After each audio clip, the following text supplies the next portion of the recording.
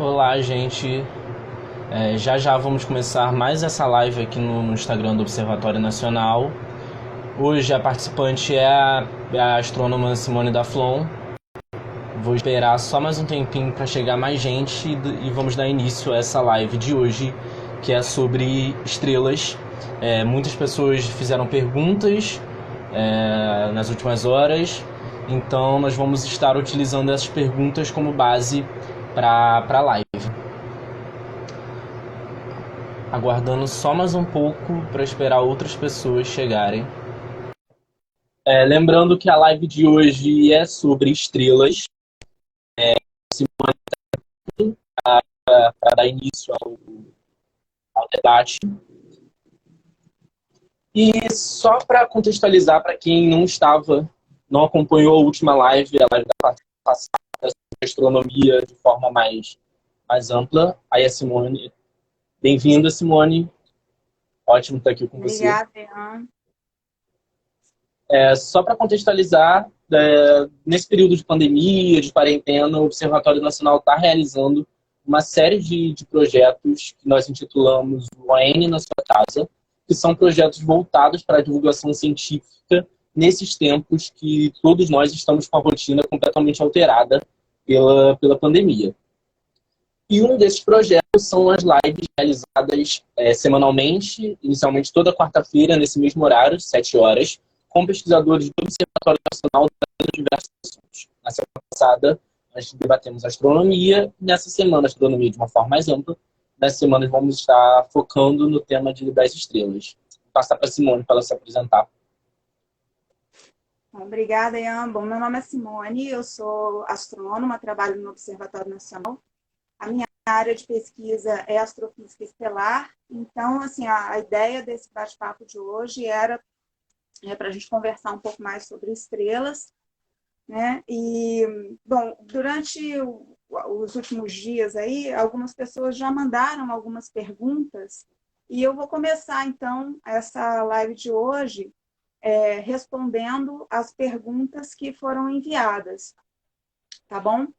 Então, a primeira pergunta, que era assim: as estrelas têm solo ou são projeção de luzes no espaço? E essa pergunta, na verdade, tem a ver com o assunto, né, da nossa live de hoje. O que são as estrelas, afinal de contas? Então, as estrelas, elas não têm uma parte sólida, né? São esferas de gás, são bolas de gás a altíssimas temperaturas. Assim, na superfície, ou próxima da superfície, pode chegar assim na faixa de 10 mil Kelvin, 5 mil Kelvin, é mais ou menos a temperatura do Sol, mas no centro, na região central, a temperatura chega a milhões de Kelvin. Então, as estrelas não têm uma parte sólida, né? Não tem uma região sólida, são objetos compostos por gás altíssima temperatura. Tá? E aí, a outra pergunta era: no sistema solar, a única estrela é o Sol? Sim.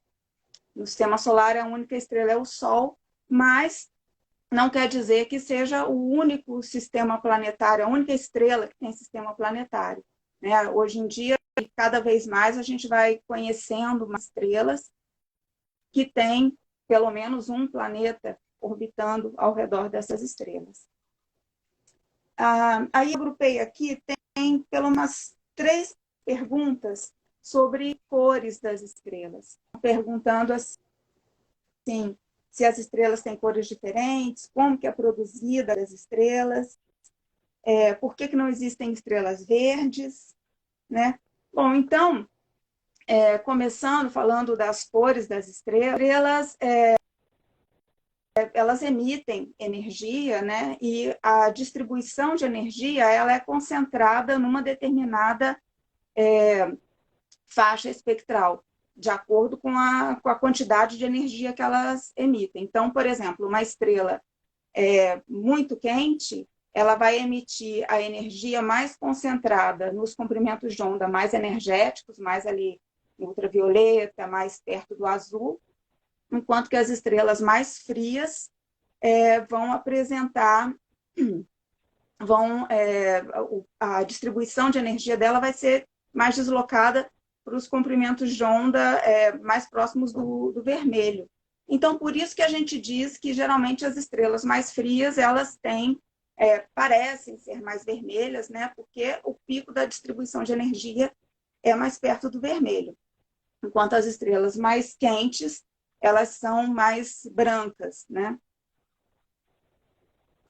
O Sol, por exemplo, o pico da distribuição de energia dele é em torno, ali perto em torno do verde, em torno do amarelo, né? Então, por isso que, às vezes, na escola, os professores ensinam, o Sol é uma estrela amarela, né? Mais ou menos, assim, é porque ele emite em todos os comprimentos de onda, mas a grande parte da energia ela é emitida, então, próximo do amarelo. Então, isso, como que é produzida a cor das estrelas, é dessa forma. E por que não existem estrelas verdes? Na verdade, são dois fatores. Quer dizer, um é que a faixa de onda, os comprimentos de onda que correspondem à cor verde, né, é uma faixa mais estreita, e como as estrelas não emitem exatamente naquele comprimento de onda, naquela região espectral, então, na verdade, a gente tem ali uma distribuição, né? Então, você não vê uma estrela só naquela faixinha de cor, só naquela região espectral. E, além disso, tem uma questão fisiológica também, da adaptação dos nossos olhos, né? Porque os nossos olhos, para você enxergar as cores, você tem que acionar algumas células que são sensíveis à cor nos nossos olhos, e aí a gente nunca consegue ver exatamente essas estrelas verdes, né? Bom, deixa eu ver o que é mais aqui. Tem uma pergunta legal aqui, também são duas que estão onde estão as estrelas que nós vemos e quantas estrelas existem na nossa galáxia. Ian, você vai me ajudando aí, que eu estou vendo que estão subindo umas perguntas aí, mas eu estou... Pode deixar, eu estou salvando tudo. Você me anota aí, vai... eu posso parar aqui também, a gente pega umas que estão aí, enfim, a gente vai fazendo. Bom, mas então aqui, onde estão as estrelas que vemos e quantas estrelas existem na nossa galáxia? Bom, a pergunta, acho que é as estrelas que vemos a olho nu, né? E a gente tem uma faixa de 8.000, 9.000 estrelas que a gente consegue observar a olho nu. Só que, como a gente está aqui no hemisfério sul, a gente só vai observar a metade dessas estrelas. Então, no hemisfério sul, a gente observa a metade dessas estrelas. Quem está no hemisfério norte observa metade também, mais ou menos. E são as estrelas mais próximas do Sol, que estão até uma faixa de 10.000 anos-luz, mais ou menos, a gente ainda consegue observar essas estrelas até uma distância de 10.000 anos-luz do Sol. Mais distante que isso, as estrelas se tornam muito fraquinhas, né? A gente não consegue observar o olho nu. Agora, tem uma coisa interessante, é que nessas estrelas que a gente observa a olho nu, não quer dizer que as mais distantes são as mais fracas, e as mais brilhantes são as mais próximas, né? Porque, às vezes, você pode ter uma estrela que é muito pequenininha, pouco brilhante, mas ela está mais próxima do Sol, então ela vai parecer mais brilhante para a gente. Enquanto que tem outras estrelas que podem ser muito grandes, muito luminosas, mas como elas estão muito distantes, a gente vai observar essa estrela como se fosse mais fraca. Então, o brilho da estrela não tem a ver só com a quantidade de luz que a estrela emite, mas também com a distância a que essa estrela está localizada do Sol. E a outra pergunta era a quantidade de estrelas que tem na galáxia. Bom, aí tem vários modelos a gente pode conversar, assim, tem várias abordagens diferentes, mas o número vai centenas de bilhões de estrelas. Então, tem alguns modelos que falam de 200 milhões de estrelas, outros falam 400 bilhões de estrelas, mas é nessa faixa, nessa ordem de grandeza, centenas de bilhões de estrelas. Vamos pegar umas perguntas de hoje, Ian, e depois eu volto para a lista aqui. Posso fazer uma que chegou agora há pouco também? Pode falar. Como as estrelas morrem e o que é que torna as estrelas morrem? Eu estou te ouvindo mal, Ian. Deixa eu repetir. Como exatamente as estrelas morrem e o que elas se tornam depois que elas morrem? Ah, tá. Bom, as estrelas, elas têm um tempo de...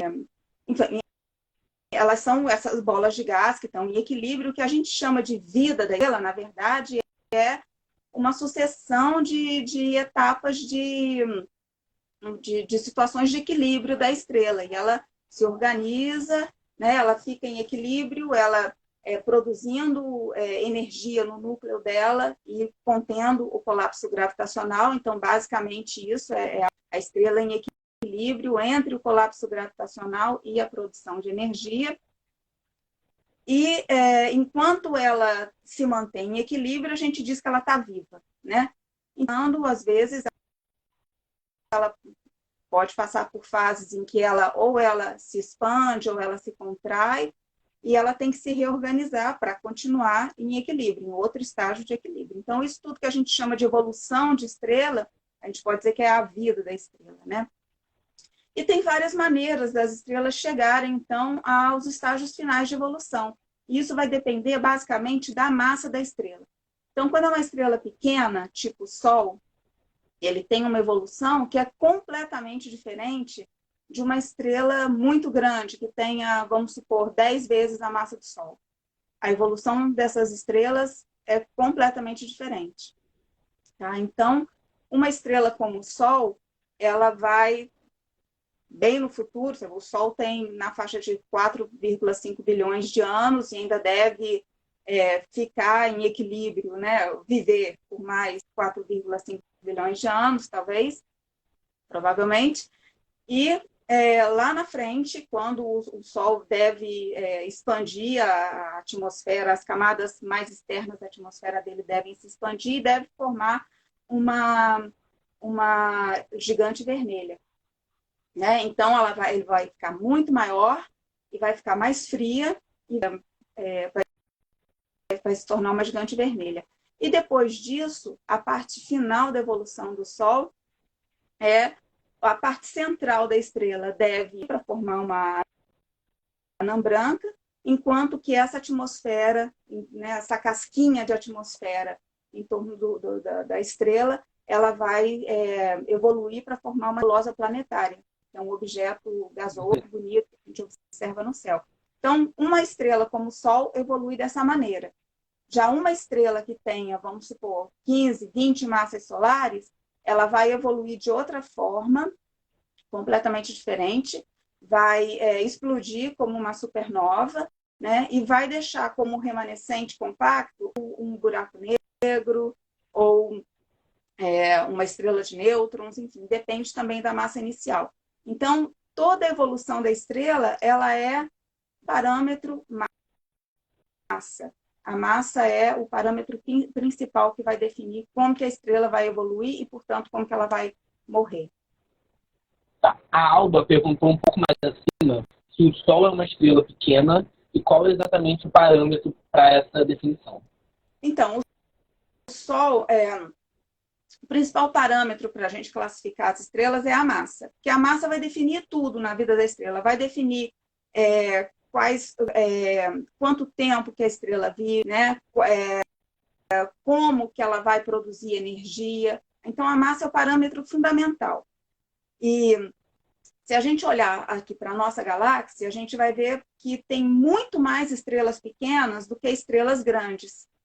Tá? Então, tem muito mais estrelas parecidas com o Sol, ou mesmo menores que o Sol, do que as estrelas com massas muito grandes. As estrelas, quanto maior a massa da estrela, mais rapidamente ela consome o combustível dela e mais rapidamente ela evolui e chega aos estágios finais de evolução. Então, como eu falei, de 20 massas solares, ela vai evoluir muito lentamente, faixa de milhões de anos, ela logo chega nos estágios finais de evolução, enquanto que uma estrela como o Sol, que a gente usa como referência uma massa solar, né? Então, uma estrela como o Sol, ela vai demorar aí 10 bilhões de anos até chegar no final da vida, nos estágios finais de evolução. A Alba, novamente, ela pergunta se as estrelas crescem ao longo da vida ou se elas já nascem do tamanho que terão até o fim. Então, quando a gente fala também assim de estrela grande, é um conceito que a gente tem que tomar cuidado, porque uma coisa é a massa, a outra coisa é o raio, né? Então, a estrela, ela nasce com aquela massa e, ao longo da evolução, ela pode até perder massa por alguns processos de perda de massa, mas ela não ganha massa, tá? Agora, ela pode crescer no sentido de inflar, no sentido de aumentar o tamanho, aumentar o raio. Então, por exemplo, um gigante, uma estrela supergigante, tem raios, às vezes, que são centenas de vezes ou 1000 vezes maior que o raio do Sol. Tá? Então, aumenta o raio, mas não quer dizer que aumenta a massa. Tá? Então, a estrela nasce, ela se forma com a massa que ela se formou e ela pode até perder, mas aumentar ela não aumenta. Respondido a Lili Santos, qual é a distância de estrela já vista aqui da Terra? Eu não entendi, desculpa. Qual é a mais distante vista aqui da Terra? Olha, eu não sei te dizer assim esse valor direito, mas do que eu já vi, que a gente consegue, assim, uma fronteira do que a gente consegue observar a olho nu, está na casa dos 10 mil anos-luz. Então, luz são 10 trilhões de quilômetros. Então, está na casa desses 10 mil anos-luz, seria uma distância, eu acho que seria o limite para observar. Mas eu não sei te dizer, assim, uma estrela e a distância dela certinha. Você pode listar os tipos de estrela? Pergunta da Alba. Bom, então, a classificação tem várias classificações possíveis. A gente pode classificar quanto à temperatura, ou quanto à massa associada à temperatura. Então, pode ser, tem os tipos O, B, A, F, G, K, M, a classificação assim mais tradicional, né? Então, as estrelas O são as estrelas muito grandes, muito de massa muito grande, 30 vezes a massa do Sol, até as estrelas, a estrela G, né, tipo G, e depois a gente tem ainda KM e tal, são as estrelas mais com massas menores. Mas a gente também pode classificar as estrelas de acordo com a variabilidade, porque elas nem sempre elas têm o brilho assim constante, né, por questões intrínsecas. Às vezes elas mudam o brilho por processos intrínsecos dela. Então também tem uma classificação de acordo com a variabilidade. Então pode ser também estrelas binárias, ou estrelas isoladas, ou estrelas de aglomerados, se for de acordo com a quantidade de metais. Então, a gente tem estrelas ricas em metais, pobres em metais. Então, depende assim, de qual critério de classificação que você vai adotar. O critério mais tradicional, assim, o mais básico, é a massa. Então, a gente teria esses tipos O, B, A, F, G, K, M. Só para avisar, nós estamos... algumas perguntas eu estou passando porque já foram respondidas no início. Então, se alguém perdeu, acabando aqui nos próximos dias, a live vai para o YouTube do Observatório Nacional. Então, se você perdeu alguma pergunta, nos próximos dias, nós avisamos aqui no Instagram que a live já está no YouTube. Uma próxima pergunta aqui é se existe uma relação entre o tempo de vida da estrela e a massa dela. Sim, eu comentei isso quando eu falei de evolução. É uma relação bem estreita, assim, e quanto maior a massa da estrela, mais rápida é a da estrela, mais rapidamente ela chega aos estágios finais de evolução. Ela queima, ela produz energia e esgota mais rapidamente o combustível dela. Então, ela não consegue mais se manter em equilíbrio. Então, quanto maior a massa da estrela, mais rapidamente ela evolui. Tá. E por que é importante estudar as estrelas? Pergunta da Alda novamente. Tá. Por que é importante estudar as estrelas? Bom, o Sol é uma estrela, né? Então, a nossa fonte principal de energia aqui para o nosso dia a dia, né? E nós estamos aqui porque o Sol se formou e a Terra e a vida se formou a partir do material que sobrou ali da formação do Sol. Então, estudar o Sol é estudar a origem da nossa vida também. E por que, então vamos estudar só o Sol, não vamos estudar as outras estrelas? Mas para a gente compreender os processos do Sol, a gente precisa compreender também, comparar os processos que acontecem no Sol com os processos que acontecem nas outras estrelas. Porque tudo em astronomia, os tempos em astronomia são muito longos, né? Eu falei, o Sol nasceu, ele tem 4,5 bilhões de anos. Como que eu sei isso, né? Então, a gente sempre tem que comparar as propriedades do Sol com as propriedades de outras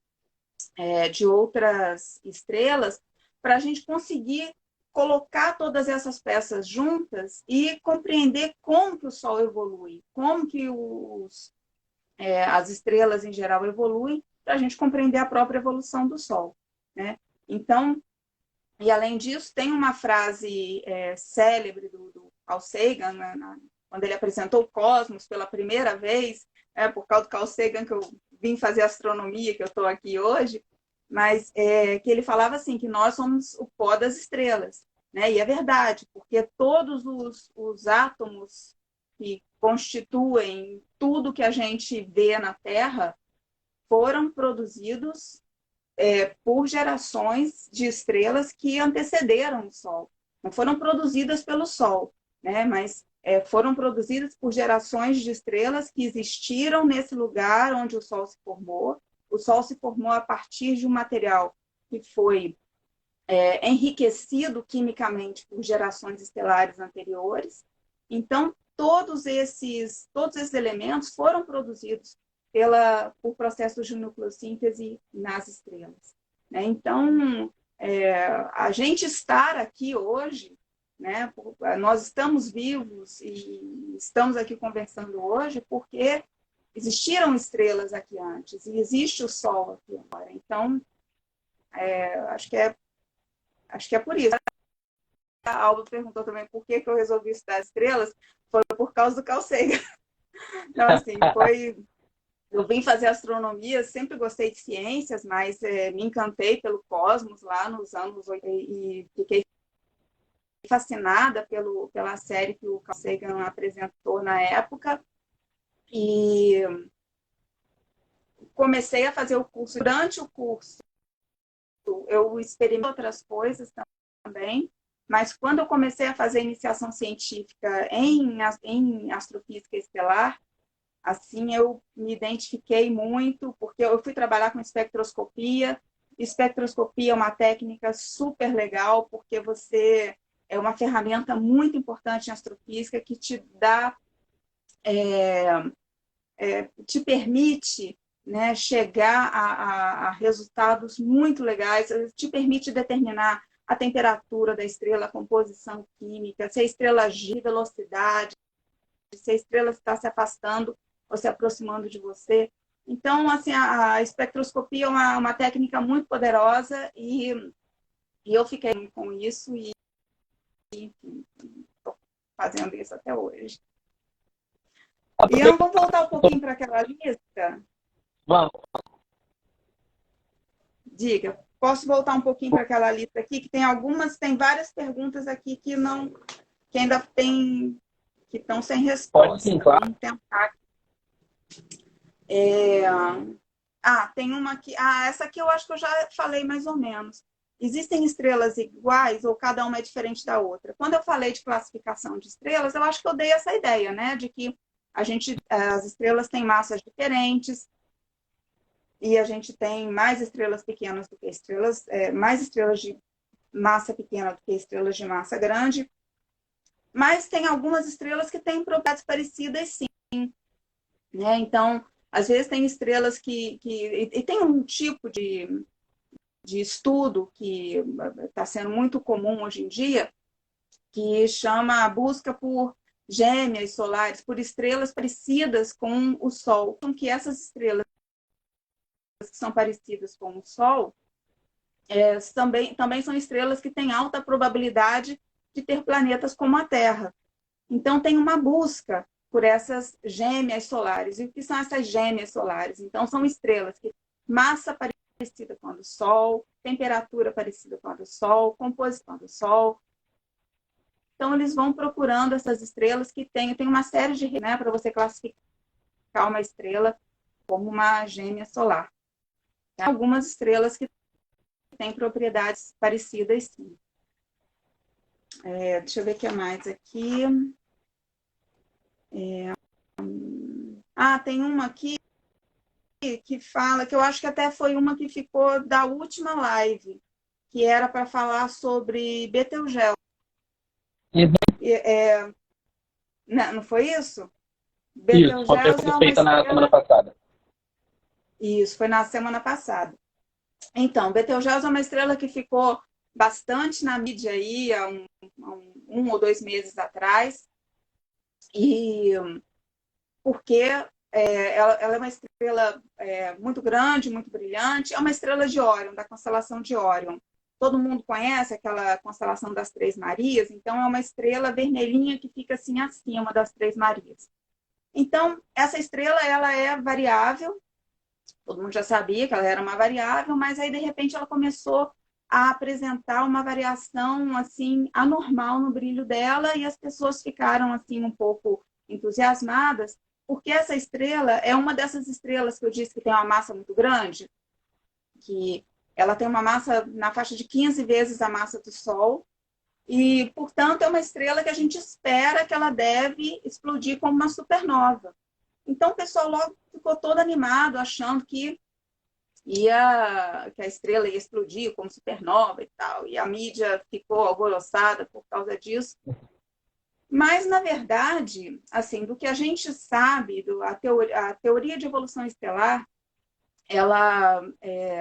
do que a gente sabe de evolução estelar, a gente imagina que Betelgeuse ela não está exatamente no final da vida dela, mas está caminhando para o final. Né? Então, ela provavelmente vai explodir como uma supernova, mas isso ainda deve demorar 100 mil anos, não vai ser agora. Ela ainda está numa fase que ela deve passar por outras fases, ela é uma supergigante vermelha, então ela deve passar ainda pela fase de supergigante azul e tal, antes de explodir como supernova. Então, não é amanhã. Eu lembro que até teve no Twitter, eles criaram uma página lá no Twitter que era se a Betelgeuse já explodiu. Então, não é para ficar nessa animação toda, não, porque ainda tem 100 mil anos ainda pela frente. Não estaremos aqui. Não, Pois é. E depois também entrou o coronavírus aí, tomou as páginas dos jornais no lugar de Betelgeuse. Eu preferia falar de Betelgeuse do que falar de coronavírus, né? Mas, enfim. Vamos ver o que é mais aqui que ficou. Ficou uma também das anãs marrons, certo?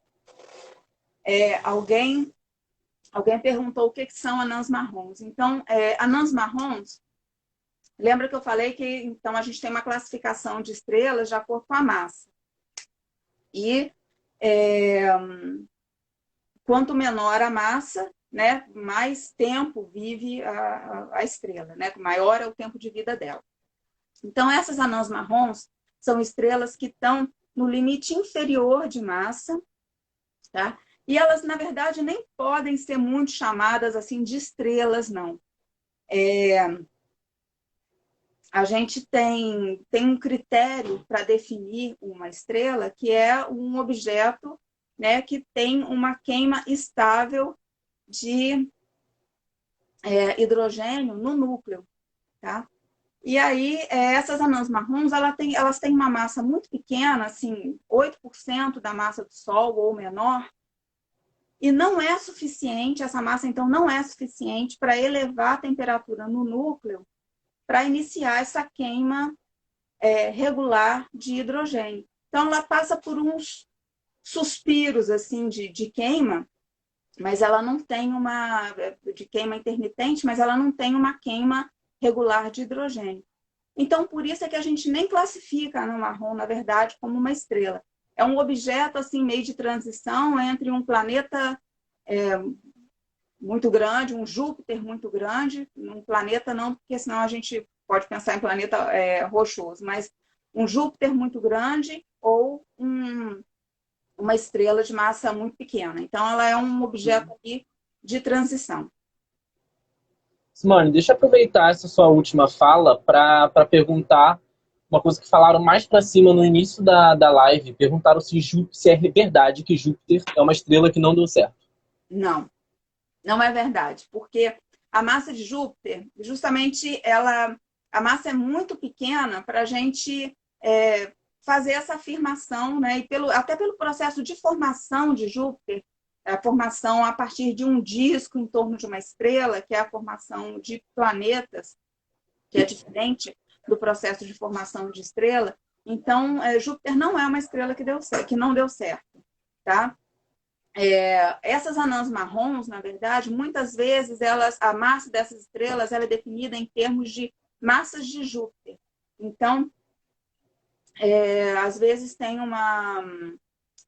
se não me engano, acho que é 13,70, 75 massas de Júpiter é o que define uma anã marrom. Então, você vê que o intervalo é grande, né? Então, Júpiter teria que ter 10 vezes mais massa para poder, enfim, mas de qualquer forma não seria, porque o processo de formação é diferente. Tá? Então, não é uma estrela que não deu certo. E algumas pessoas também, inclusive como uma dúvida minha, estão pedindo indicações de leitura, de livros, para pessoas que não são especializadas nessa área. O que você indicaria? Ai, é difícil falar assim. Bom, eu acho que eu começaria indicando Cosmos, do Carl Sagan. Porque, assim, é difícil indicar um livro que para todo o público. Infelizmente, a gente tem poucos livros de astronomia para o público geral, assim, bons livros, né, corretos, honestos. Então, assim, agora não me vem muito na cabeça, não. Me vem o Cosmos. Agora, para o pessoal que já está fazendo uma graduação mais ou menos nessa área, então que não vai se assustar com alguns termos mais técnicos, eu poderia sugerir um livro do professor Kepler Oliveira, da Universidade Federal do Rio Grande do Sul. É um livro que tem online. Se vocês colocarem no Google Kepler Oliveira, Astronomia, o FRGS, vocês vão chegar no livro dele. Tem o livro físico também para comprar. Então, ali é um material muito bom. Está em português, é um material correto, né? Cientificamente correto. Mas eu não sei te dizer, assim, agora não me vem na cabeça um outro livro para o público em geral. Assim. Mais uma pergunta. O que são aglomerados estrelares e ele junta se o Sol nasceu sozinho ou em um aglomerado? Ah, legal. Então, aglomerados de estrelas são estrelas que se formaram a partir de uma mesma nuvem. Então, você tinha uma grande nuvem que se fragmentou por algum processo, geralmente algum processo externo na nuvem inicia esse processo de fragmentação, e cada fragmento vai evoluir para formar uma estrela. Então, de acordo com a massa que deu origem ao aglomerado, você vai ter um número maior, um número menor de estrelas, né? Então, a gente tem basicamente dois tipos de aglomerados na galáxia. Tem os aglomerados globulares, que são os aglomerados mais velhos da galáxia, são aglomerados, justamente eles têm uma forma globular, uma forma bem redondinha, compacta, tem bilhões de estrelas, tem muitas e muitas estrelas, milhões de estrelas, desculpa. Então, e eles são os objetos mais antigos, contém as estrelas mais antigas da nossa galáxia, estão distribuídos no halo da galáxia. E a gente tem os aglomerados abertos, que são aglomerados que têm um número menor de estrelas, são as estrelas mais jovens, alguns aglomerados abertos estão sendo formados agora no disco da nossa galáxia. Então, a nossa galáxia ela tem um componente que é um disco, né, onde estão os braços espirais, e esses aglomerados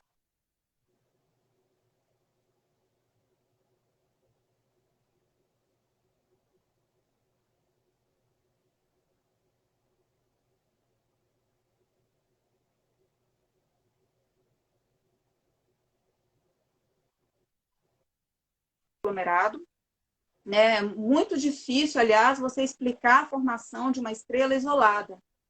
Tá? Então, assim, você teria que ter uma condição muito rara para formar uma estrela isoladamente. Em geral, as estrelas se formam em aglomerados. E o Sol, provavelmente, ele se formou num aglomerado. Mas sabe que a gente não sabe dizer de que aglomerado, em que aglomerado que o Sol se formou. Porque os aglomerados, com o tempo, o disco da galáxia, ele está em movimento, né? O Sol está em movimento no disco da galáxia. A velocidade com que o Sol se movimenta na galáxia é de 220 km por segundo. É muita coisa, né? Então, o Sol está se movendo na galáxia com essa velocidade e a gente está se movendo em torno do Sol e viajando pela galáxia com essa velocidade. E aí, o que acontece é que, à medida que o Sol ele vai passando, tem essa órbita dele em torno do centro da galáxia, ele vai se deslocando da região, ele foi se deslocando da região original, de onde ele se formou, e o aglomerado onde ele se formou, ele foi se diluindo. Então, à medida que ele foi, todo o aglomerado foi passeando pelo disco da galáxia, ele foi se diluindo. Tá? Então, hoje em dia, a gente não consegue mais rastrear, né, identificar as estrelas que se formaram junto com o Sol. A gente não consegue identificar qual foi o aglomerado, não é um desses aglomerados que a gente conhece, né, porque esses aglomerados ainda existem como aglomerado, então o aglomerado onde o Sol se formou provavelmente já se diluiu, então a gente não consegue identificar onde o Sol se formou, em que aglomerado ele se formou. Vou deslizar aqui para pegarmos umas perguntas. Ah. A Alba pergunta o que é uma estrela simbiótica. Nossa, a Alba também está terrível hoje, hein? Então, uma estrela simbiótica, na verdade, é um sistema binário. Então, é um sistema binário onde você tem duas estrelas, uma com uma massa um pouquinho maior que a outra. Então, essa que tem a massa um pouquinho maior é chamada primária, a que tem a massa um pouquinho menor é chamada secundária. E aí, o que acontece? Estrelas com massa maior evoluem mais rápido. Então, essa que tem a massa maior, que é a primária, vai evoluir mais rápido. Lembra que eu falei quando a estrela evolui, ela cresce o raio? Ela vai crescer o raio, vai se tornar uma gigante, né? Enquanto a outra ainda está lá pequenininha. A secundária ainda está pequena. E a primária evoluiu e se tornou uma gigante vermelha. Nesse momento que ela se torna uma gigante vermelha, as partes mais externas da atmosfera dela, elas estão assim, ligadas mais fracamente à estrela e elas começam a ser transferidas para a secundária. E aí cria um disco, essa matéria que sai da primária vai chegando na secundária e cria um disco de acreção, ela deposita num disco até cair na superfície da estrela. Esse disco de acreção, essa matéria que está ali, ela é acelerada. E aí, com isso, ela emite em raio-x e tal. Então, esse sistema, nessa formação assim, de uma gigante vermelha, perdendo massa para uma outra estrela, esse tipo de objeto é chamado, então, uma simbiótica. Acho que tem... Alguém perguntou Sobre as estrelas cadentes, acho que podia... não, vamos falar na próxima live sobre chuva de meteoros no dia 21, sobre as estrelas cadentes, que vocês estão Legal. perguntando. Legal. Então, deixa eu ver quem perguntou. Foi a Ivone. Então, Ivone, na próxima live nós vamos falar mais sobre as estrelas cadentes. Onde que tá? Tá. Alguém perguntou aqui, temos que imaginar uma movimentação contínua e harmônica entre estrelas e galáxia? Bom, na verdade, assim, cada estrela, as estrelas se movem, né, na galáxia. E aí, o que que acontece? As estrelas que estão no plano da galáxia, que estão no disco, elas têm um movimento mais ou menos ordenado, elas têm umas órbitas mais ou menos concentradas no plano. Então, elas não se movem assim a qualquer lugar, né? Elas têm um movimento que segue o plano da galáxia. Enquanto que as estrelas que estão no halo, essas têm umas órbitas mais excêntricas. E às vezes você pode até ver uma estrela que é do halo, é uma estrela velha, mas ela pode estar cruzando o disco da galáxia nesse momento. Então, essas estrelas mais velhas, elas têm umas órbitas mais malucas, realmente.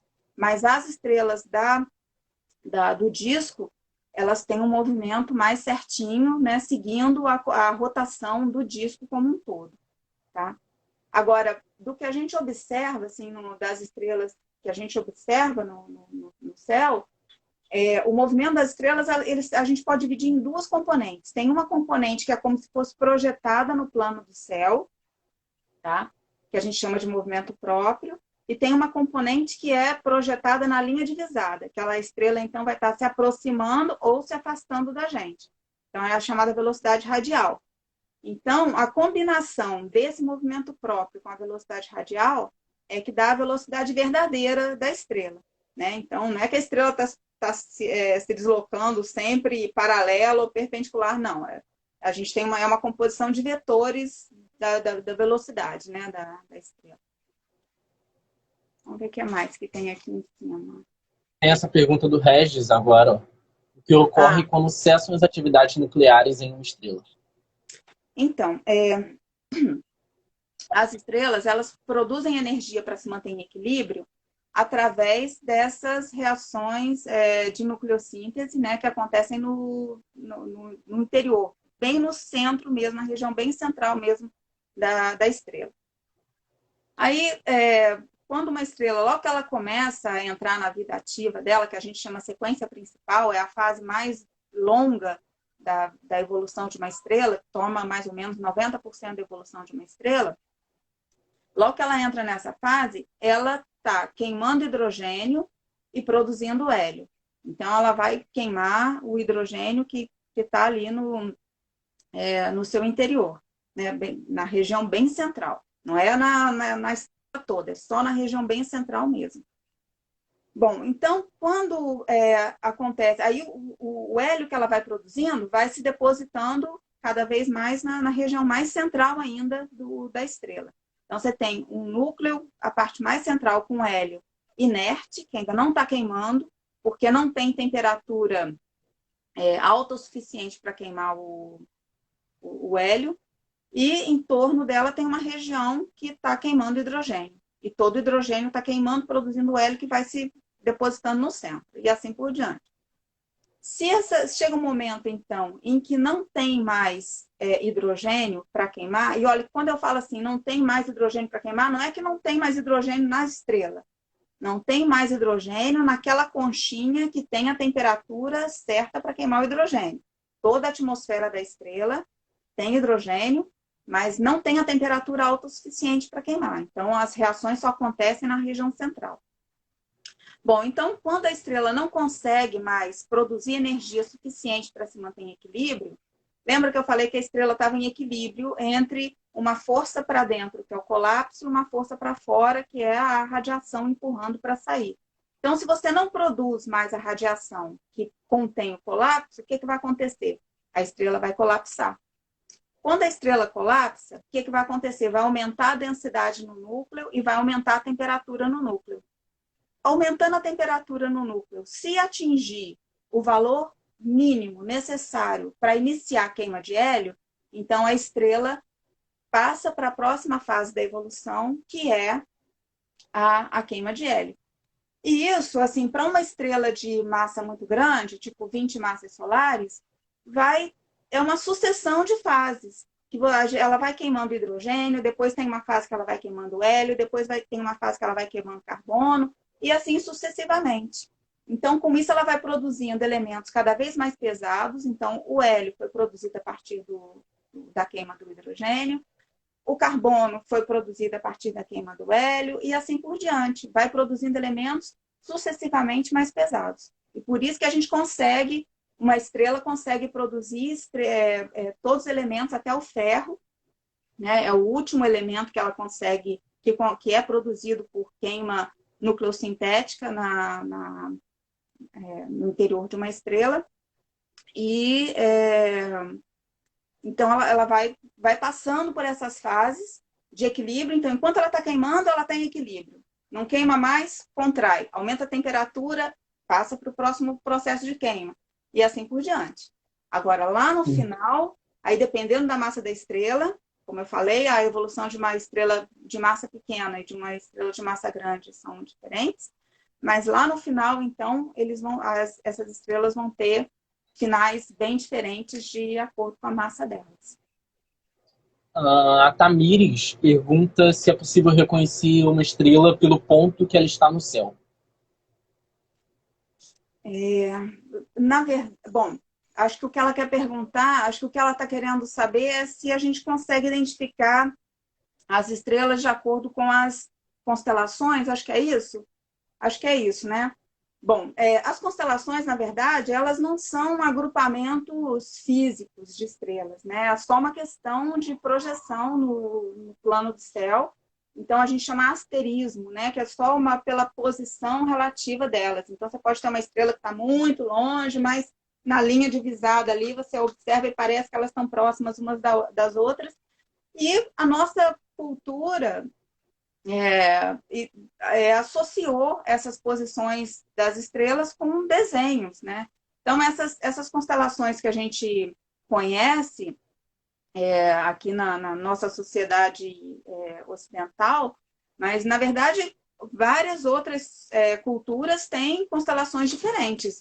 Os índios têm constelações próprias deles e tal. Então, as constelações são figuras, né, que a gente associou com as posições das estrelas. Então, como a gente reconhece as figuras, tipo Órion, eu dei o exemplo de Betelgeuse. Órion é aquela manjadona ali das Três Marias, né? Então, as Três Marias formam um cinturão de Órion, tem as estrelinhas para cima, uma é o ombro e tal. Então, a gente tem ali mais ou menos uma figura associada. Tem Escorpião, então a gente sabe, tem uma estrela na ponta da cauda de Escorpião, ela tem um determinado nome. Então, a gente identifica as estrelas e deu nome às estrelas de acordo com a posição delas e de acordo com o brilho delas em cada constelação. Então, a gente pega Escorpião. A estrela mais brilhante é Antares. Então, é Alfa Escorpião, Alfa do Escorpião. A segunda é a Beta. E assim por diante. Então, elas têm nomes. As mais brilhantes, elas são identificadas por nomes próprios. Então, Alfa Escorpião é Betelgeuse e tal. Betelgeuse, eu vi Betelgeuse aqui e falei Alfa Escorpião é Antares, desculpa. O Betelgeuse eu já respondi, viu? Aí depois você vê o vídeo. Então é isso, assim, as mais brilhantes mesmo têm nomes próprios, né? Mas em geral a gente tem uma letra e o nome da constelação. O Jean perguntou sobre Betelgeuse. No fim da live, nos próximos dias, essa live vai estar no YouTube e também nas próximas 24 horas você pode rever desde o início aqui mesmo no nosso Instagram. Mas agora vamos para as últimas perguntas, que está quase dando uma hora e daqui a pouco o Instagram corta a live. Então, a pergunta do Regis, ele pergunta se temos catalogado alguma estrela que está queimando hélio ou outro elemento químico além do hidrogênio. Sim, várias. Essas supergigantes aí, todas elas já saíram da fase de queima de hidrogênio. Então, as estrelas que estão na sequência principal estão queimando hidrogênio, as gigantes vermelhas, elas estão queimando hélio. Tá? Betelgeuse, por exemplo, provavelmente está na fase de queima de carbono agora, né? Então, as fases mais avançadas, tipo queima de silício, aí é muito mais difícil, porque essas fases, quanto mais avançada é a fase da evolução estelar, mais rápida ela é. Então, a queima de silício, por exemplo, dura minutos, entendeu? Então, a gente nunca vai ver uma estrela. Quando piscou, já foi a estrela. Então, essas fases mais longas é que a gente consegue identificar e associar com fases da evolução estelar. Mas as fases de queima mais avançadas, a gente não consegue identificar, né? Que são bem mais rápidas. Uhum. Quanto tempo que a gente tem, Ian? 5 minutos ou menos, talvez um pouquinho. Eu queria responder uma pergunta que saiu logo no início. E que, tá ok, vamos então. Tá, e que, na verdade, eu vou dar um spoiler aqui, porque foi meu sobrinho que postou, porque eu pedi para ele para postar, porque eu queria falar sobre isso. Que era o seguinte, tudo bem, a gente está falando agora de pandemia e né, as ciências biomédicas aí estão bombando aí na televisão, a gente defendendo a ciência com unhas e dentes. Mas por que a gente ainda precisa falar de astronomia? Por que a gente ainda precisa estudar astronomia? Né? Então, a resposta para isso, que eu acho que é muito importante todo mundo pensar sobre isso, é que a ciência ela é uma só. Tudo anda junto. Né? Então, você nunca sabe de onde que vem uma demanda que vai mudar completamente a nossa vida. Então, a câmera do celular que a gente está usando aqui agora nessa live, ela foi produzida, foi desenvolvida por uma demanda da astronomia. Porque a astronomia, há 50, 60 anos atrás, os astrônomos usavam placa de vidro para registrar as observações. Então, foram desenvolvidos os CCDs, que são equipamentos eletrônicos, que registram eletronicamente a luz que incide, né, para registrar as observações. E esses CCDs foram evoluindo para as câmeras digitais que a gente tem hoje em qualquer celular. Né? Então, alguém que desenvolveu o CCD imaginou que hoje a gente já está usando o CCD numa câmera de celular? Ninguém imaginava. Então, você não pode tolir a ciência, né? Porque tudo vem de todos os lados. Né? Então, tem várias ciências que se complementam, que falam entre si, vão surgindo novas coisas, astrobiologia, física médica e assim por diante. Então, a ciência ela tem que evoluir como um todo. Então, acho que esse é um recado assim, para a gente pensar nessa época que a gente está vivendo, né? Que tem um discurso, às vezes, obscurantista, mas só a ciência é que leva a gente para frente mesmo. Viva a ciência. Então, gente, estamos no finzinho. Então, queria agradecer, em primeiro lugar, a Simone pela disponibilidade de tempo de estar aqui com a gente. Passamos uma hora aqui muito produtiva, respondendo várias perguntas. Então, muito, muito, muito obrigado, Simone. Foi ótimo ter a sua presença aqui. Né? Muito legal esse programa do Observatório. Acho que é uma maneira da gente se reaproximar. No Observatório, a gente sempre tem eventos abertos para o público. A gente gosta de receber, né? O pessoal que vai lá para visitar a luneta. Mas agora que a gente não pode, que é cada um em sua casa, acho que é o que a gente consegue fazer. Então, que bom que as pessoas participam e participem nas próximas quartas, porque a gente vai continuar. Isso, e queria agradecer também a todo mundo que assistiu. Hoje chegamos a pelo menos 70 telespectadores simultâneos aqui. Então, um resultado muito bom para um perfil do tamanho do perfil do AN. Discutindo ciência com 70 telespectadores simultâneos é um número muito bom. Então, queria agradecer a todo mundo que assistiu e dizer que a live vai estar disponível aqui no Instagram nas próximas 24 horas e depois também no canal do Observatório Nacional no YouTube. Então, quem perdeu alguma coisa, quem quiser reassistir, tem nessas 24 horas aqui e depois no YouTube. E é isso, gente. Queria agradecer novamente a todo mundo que esteve presente. Muito obrigado e até a próxima live. Espero que vocês estejam acompanhando de novo. É isso. Obrigado, Simone. Tchau. Tchau. Tchau, gente.